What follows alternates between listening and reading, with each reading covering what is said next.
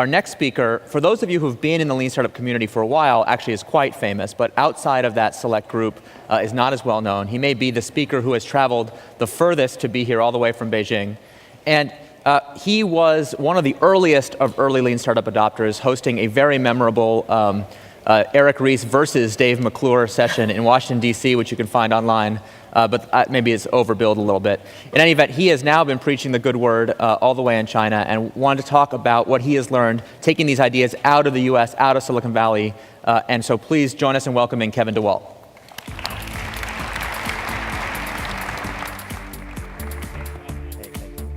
Clicker? Yeah, thanks.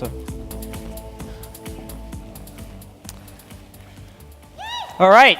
Thanks a lot, Eric. Good morning, everyone. So in the last 10 years, every single one of you in the world has seen a slide that looks like this, right? And it talks about how the markets in Asia are growing so fast, they're going to be the biggest in the world. And if you all had the same reaction that I've had, and that is, so what, right? Why do I care? Shift happens, big deal. My startup's in America, what does it matter what happens in Asia? And actually, this is a really rational reaction because for the past 40 years of technology companies, we've had a really rational strategy for growing our businesses. And that is, start first in America, and then take that position of strength and expand globally and win the rest of the world. So my question for you is this. What does the world look like when the US is no longer the biggest market? What does that mean for your startup, for your company? Well, it turns out the future is going to be a little terrifying for a lot of you, as I'm going to explain today, but a lot more exciting for more of you. So I'm going to illustrate my points with a case study. So most of you have probably heard of a company called WhatsApp. It's a chat app. You can get it on your iPhone, your Android device, growing very fast, been around about 5 years, now one of the most valuable properties in the web. What you probably don't realize is that their primary competitor is a Chinese company called WeChat. WeChat started about 2 years after WhatsApp, but because they're starting in a bigger, faster growing market, they were able to close the gap very quickly. What they did next was really interesting. They decided to take the growth they were getting in Asia and aggressively expand overseas. And in 5 months this year, they added 100 million subscribers outside their core market. Now, 100 million, that's half the size of Twitter in 5 months. And they did it not by just creating a Spanish version of their application or an English version and throwing it up in the App Store. They did it by signing global partnerships with companies like Starbucks and Nike and getting top-tier celebrities to get their endorsements out. Now, I hope every single one of you can look at this chart and see the point that I'm trying to make. They're doing exactly what we have done in the West here for the past 40 years. And that is, except now they're the biggest market. And they're getting traction there, and they're taking that traction and that strength and aggressively expanding overseas and trying to knock out local competitors in places like the United States. Now, this isn't a story of gloom and doom. I don't want all you to think, oh my God, I got to give up on entrepreneurship here because this Chinese company is going to come in and crush me. Because what WhatsApp, the American company, did in response is really interesting. They could have decided to hunker down in the United States and get protectionistic and defend their turf, but they didn't do that.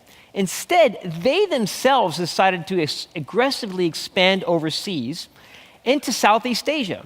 And it's very clear if you look at their execution that they didn't just decide to launch into these markets willy-nilly. They actually did their customer development and they built products specifically for these markets. They knew what they were doing. And a lot of analysts speculate that's why they are now growing so quickly.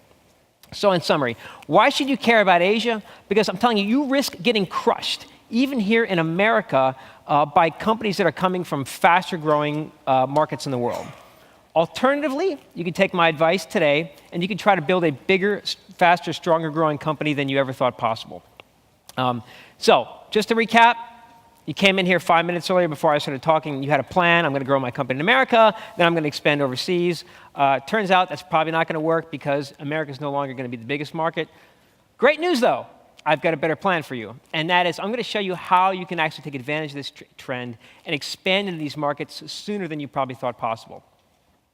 Okay, so you're probably wondering at this point, well, this is all great, Kevin, but I don't know anyone in China or Thailand or Vietnam. How am I going to expand my company overseas to these markets? Well, it turns out that everything you're learning here is exactly what you're going to need to know to do this. Lean Startup is all about identifying opportunities in markets and taking advantage of those, and that's what you're learning at this conference. And although the strategies are the same, the actual tactics themselves are a bit different, and I'm going to talk more about that today. So if you're an entrepreneur like me, at this point in the presentation, you're wondering to yourself, great, Kevin, thanks. You're just giving me one more thing to worry about, right? In addition to raising money and building my product and talking to customers, now I got to go and worry about this big threat coming from overseas, right? Let me put your mind at ease and tell you when you have to start worrying about these things. If you are very early in your company's development, you don't have to worry about any of this. You need to be doing your customer development, testing your ideas in the marketplace, trying to get the product market fit. On the other hand, if you're planning on waiting 3 months before your IPO, before you expand overseas, it's too late, you're going to get crushed. The optimal time is right around the point when you start hitting product market fit. And when that point happens, that's when you want to go to your investors, your board, your founders, your advisors, and decide where is your growth going to come from.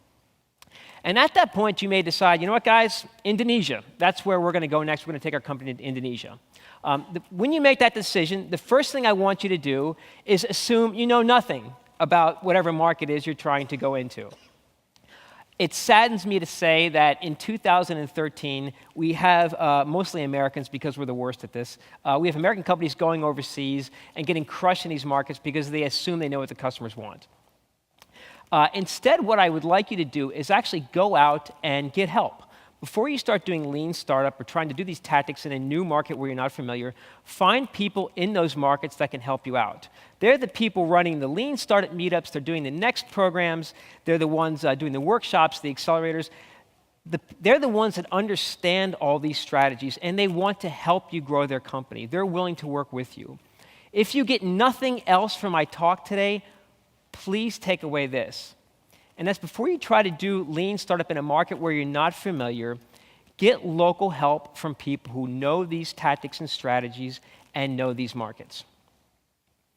Okay, so unfortunately, although we want to use these lean startup strategies around the world, what works in Silicon Valley doesn't work everywhere. And so I'm going to talk a little bit today about some of the specific tactics you can do that I've encountered in trying to work with companies in Asia. So first one. In the West, we kind of view ourselves as as employees of companies. We kind of look at ourselves as ambassadors for identifying problems and trying to make the places where we work better. We sort of view ourselves as agents of change. So we talk very openly about problems here in Silicon Valley.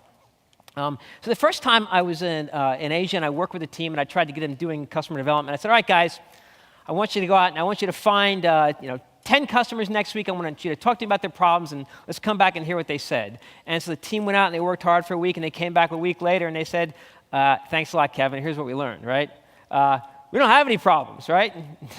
No problems here. My division, we're all good. Did my boss send you? Why are you asking me about problems? So it turns out in a lot of these cultures, you can't necessarily just, kind of beat people over the head with this stuff and barge into their office the way we do in Silicon Valley. Instead, you got to actually create a conversation with people.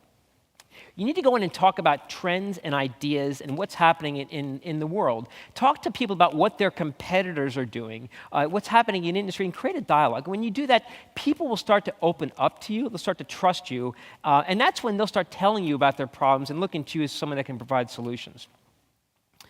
Okay, so the second point is also a fun one.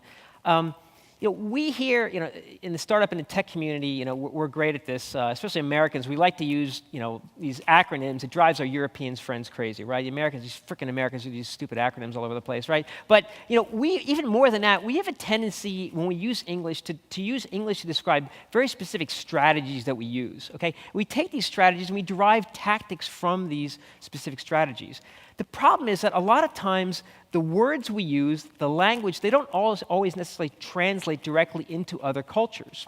And even if the words translate, sometimes they don't fit very well in other cultures. And so I'm going to give you a rather extreme example of this. The first time I I did a workshop, I guess, about 4 months ago. And I started talking to the teams about MVPs and asking about what they were doing about their MVP. And I got some blank stares, and I kind of stopped for a second and said, MVP, we all know what that is, right? Turns out they thought I was talking about basketball. And it doesn't have to be this way. Instead of talking to people in strategic terms, instead of saying, okay, guys, to avoid premature scaling, we're going to do our concierge MVP, we're going to pivot 3 times, and then we're going to hit product market fit, and all these terms that aren't going to mean anything, you can achieve the exact same results with your employees and partners by talking in terms of outcomes, using language like this. And you'll get to the exact same point, but you'll make it basically consumable for people. Okay, so the final tactic I'm going to mention is that here in Silicon Valley, we have this notion that the best should win, right? The best product, best team, best founders. Those are the guys that deserve to win. That's what's fair. That's the way products should work. It turns out in a lot of the world, that's not necessarily true, and that relationships are more valuable than whatever intrinsic value your product brings. And so you find, when you start working in Asia, you find a lot of people trying to tell you, here's how you build guanxi in China, and here's how you build relationships, and we're companies going to help make introductions. I found none of this stuff to be that helpful. But what works really well is actually being not another foreign company that comes into these markets and tries to take something out, but being somebody that gives something back. Here's a shot of me doing a workshop in Manila at Startup Weekend a couple of months ago. When you become the person that goes into these markets and tries to teach and help people and share, that's when people recognize that you're somebody valuable, when you're somebody giving back. And when you do that, you become the person worth knowing, and people will bring relationships and value to you. So let me just go ahead and wrap up by saying that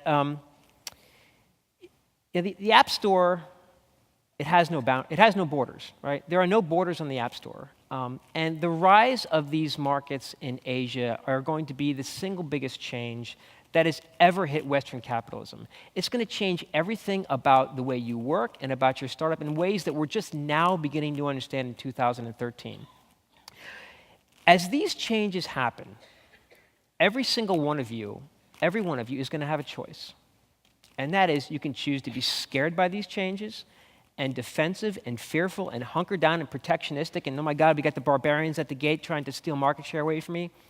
Or you can choose to take advantage of them and try to take some of the advice I'm giving you here today and to build a bigger, better, stronger company by leveraging what's happening in these markets.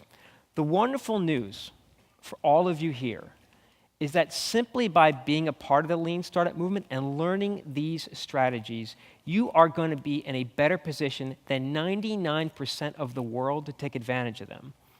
You are going to be the ones that have the opportunity to profit from these big changes that are happening.